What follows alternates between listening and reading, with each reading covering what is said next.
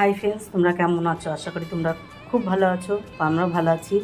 তো চলো আজকে দুপুরবেলার মেনুতে কি কি আমি রান্না করছি তো সেটাই তোমাদের সাথে শেয়ার করছি। তো ছেলে বাজার করে নিয়ে এসছে।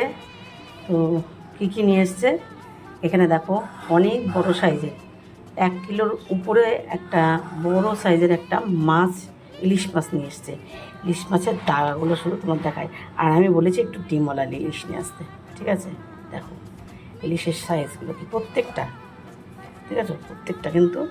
তো এখানে আমি হলুদ, লবণ, সর্ষের তেল আর হচ্ছে একটু লেবু মাখিয়ে আমি রেখে দিয়েছি। আর এদিকে আমি মাটনটাকেও কিন্তু এখানে লবণ, হলুদ আর তার সাথে একটু সর্ষের তেল, বাস। এবার এটাকে আমি মাখিয়ে কিছুক্ষণের জন্য রেখে দেবো। আর তার মধ্যে আমি সব মশলাপাতি রেডি করে নেব।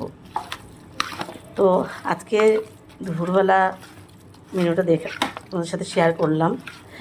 তো পুরো ফুল ভিডিও অবশ্যই তোমাদেরকে আমি শেয়ার করব। আর এদিকে একটু আমি তেল নিয়ে আসতে বলেছিলাম, সেটাও নিয়ে এসছে।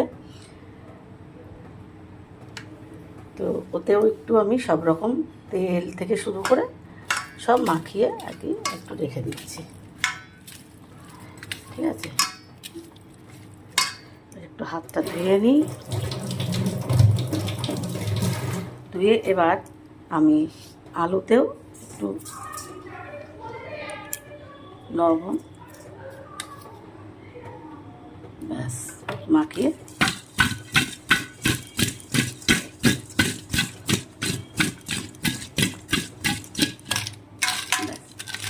আমি রেখে দিলাম।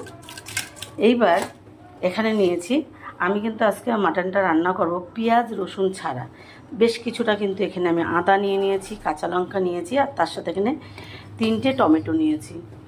আর তার সাথে জিরে গুঁড়ো আছে, ধনে গুঁড়ো আছে। অবশ্যই তোমাদের সাথে শেয়ার করব, ফুল ভিডিওটা তোমরা দেখো রেসিপিগুলোর, তাহলে অবশ্যই তোমরা বুঝতে পারবে যে আমি কীভাবে রান্না করলাম। তো আজকে ইলিশটা একদমই অন্যরকমভাবে আমি করব, সেটা তোমাদের সাথে অবশ্যই শেয়ার করব। তো চলো টাটা, রান্নাগুলো শুরু করি। কেননা এখন বেজে গেছে 1টা। তো এখন আমি রান্না শুরু করছি। আর হ্যাঁ, রেসিপিগুলো কিন্তু মিস করো না, অবশ্যই কিন্তু দেখো কেমন হয়েছে, সেটাও কিন্তু অবশ্যই তোমরা কমেন্ট করে জানাবে। তো চলো টাটা।